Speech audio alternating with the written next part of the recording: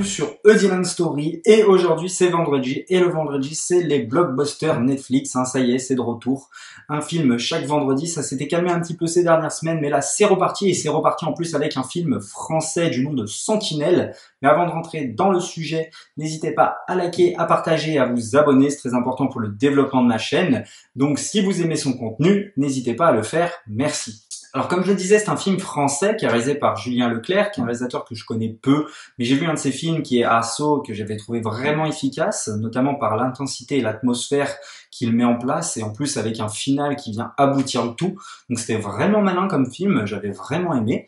Et ensuite il a fait Gibraltar, il me semble, avec Gilles Lelouch, que je n'ai pas vu, qui était assez bien critiqué, il me semble.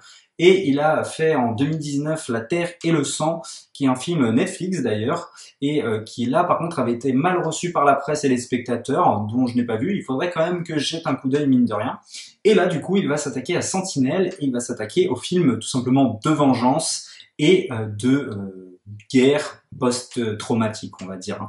Du coup, Sentinelle, on va suivre le personnage de Clara, qui est joué par Olga Kurilenko, qui est une actrice ukrainienne, qui est plutôt connue en France, puisqu'elle a énormément tourné dernièrement dans notre pays. Elle a fait Hitman, notamment. Elle a fait le deuxième James Bond de la saga Daniel Craig. Elle a fait aussi dernièrement L'Empereur de Paris avec Vincent Cassel, et elle a joué avec Romain Duris dans le film Dans la brume, qui était un film plutôt sympathique, un film de genre. Du coup, voilà un petit peu le parcours de cette actrice. Et là, on la retrouve dans Sentinelle pour jouer un personnage du coup qui est en fait une interprète tout simplement pour l'armée française qui œuvre en Syrie, donc à la guerre de Syrie, et elle va être mutée pour l'opération Sentinelle. Alors l'opération Sentinelle, c'est un truc qui existe pour de vrai, on y voit régulièrement, puisque c'est depuis les attentats, ils ont mis ça en place, donc c'est l'armée qui patrouille dans certaines villes de France pour prévenir en cas d'attentat, etc., pour intervenir, donc voilà un petit peu le speech. Et du coup, elle va aussi retrouver sa famille, donc dont sa sœur et sa mère, et un soir, ils vont sortir en boîte de nuit avec sa sœur, mais sa sœur va se faire agresser tout simplement, et elle va décider de se venger. Voilà, le speech est aussi simple que ça. Alors ça peut paraître extrêmement banal, et on va se dire, oh, encore un film de vengeance lambda, mais moi j'ai pas trouvé, j'ai vraiment apprécié ce film, j'ai vraiment passé un bon moment, je le trouve vraiment bon. Alors pourquoi ? Tout simplement déjà, tout le traitement de ce qui va être la post-trauma de la guerre, c'est plutôt intéressant parce que au lieu de nous foutre des flashbacks toutes les 2 secondes pour revoir ce qu'elle a vécu, non, on a une scène d'intro où elle est en Syrie, il va lui arriver quelque chose de traumatisant, et ensuite, quand elle va patrouiller avec cette opération Sentinelle qui change du tout au tout, puisqu'elle passe à être sous tension à chaque minute à donner la direction à quelqu'un, enfin voilà, c'est vraiment toute la différence. Mais on va nous rappeler qu'elle a été traumatisée par différents points, notamment par exemple quand elle voit un sac seul, elle va se dire oh là là pourquoi il est seul ce sac, elle va tout de suite être en panique, alors que pour les autres c'est quelque chose de complètement banal, mais elle va être complètement paniquée alors qu'en fait c'est juste un sac d'une petite fille. Elle va revoir un garçon et là elle va se dire oh là là, enfin il y a plein de trucs, d'éléments comme ça plutôt efficaces, j'ai trouvé c'était plutôt malin. On a aussi tout le côté vengeance, on peut se dire que ça va être un film classique de vengeance. Alors attention, ça l'est, surtout dans les 20 dernières minutes, là on est plutôt dans le classique et dans le cliché des films de vengeance, mais malgré tout, il y a toute cette partie où on sent que quand même elle est assez traumatisée par la guerre et elle est prête à aller trop loin. D'ailleurs, il y a un mec de l'armée qui lui dit mais attends, qu'est-ce que tu fous et tout. Donc on se dit oui, d'accord, elle se venge, mais elle est quand même un petit peu elle va peut-être un petit peu trop loin à cause de justement de ce qu'elle a vécu à la guerre. Donc c'est plutôt intéressant tout ce côté-là. Alors c'est un personnage aussi, d'ailleurs, je vais ne parler que d'elle, puisque elle va prendre peut-être 90% du temps à l'écran. On ne voit que elle. C'est vraiment elle, le personnage central, et pourtant on se fait pas chier, franchement, tout le film porte sur elle, et c'est vraiment réussi, pour le coup elle joue très très bien d'ailleurs. Et comme je disais, son personnage est plutôt bien développé, on va comprendre que c'est quelqu'un qui est plutôt lesbienne d'ailleurs, qui est une femme forte, qui est droguée à cause de la guerre, donc on va plutôt, je trouve, s'attacher à elle assez facilement et naturellement, bizarrement. Il n'y a pas de truc qui va faire qu'on va s'attacher à elle, mais moi je me suis attaché à elle naturellement, donc pour ça j'ai trouvé ça plutôt réussi. Et du coup, il va y avoir évidemment des séances de combat.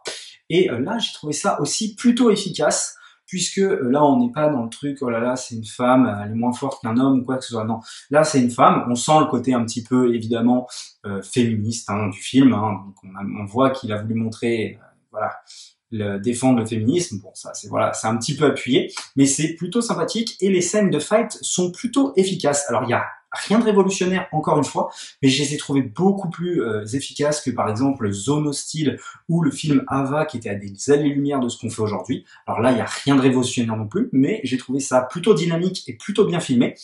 D'ailleurs, au niveau de la réalisation, c'est aussi plutôt pas mal parce que il gère quand même les plans. On va avoir quelques plans de Nice en gros plan, donc on va avoir quelques plans différents. Donc c'est pas une réalisation voilà neutre, on fonce tout droit, c'est toujours les mêmes plans. Non, là ça change un petit peu à droite à gauche, donc c'est plutôt efficace.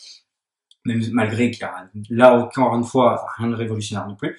Et les bastons c'est plutôt intéressant, notamment à un moment donné avec une fight d'une femme, donc une femme contre une femme qui vont se battre comme si voilà c'était des hommes. Enfin voilà, on montre vraiment qu'une femme n'est pas moins forte qu'un homme. Donc voilà, et ça c'est plutôt intéressant aussi j'ai trouvé, et ça donne vraiment de bons fights. Et là où j'ai été un petit peu déçu, c'est plutôt les 20 dernières minutes. Et ce qui est efficace aussi, c'est la raison de la vengeance. Pourquoi elle ne laisse pas la justice faire tout simplement? Et ben ça, on va le savoir au fil du film, mais ça, je vais pas le spoiler. Je vais faire une petite partie spoiler.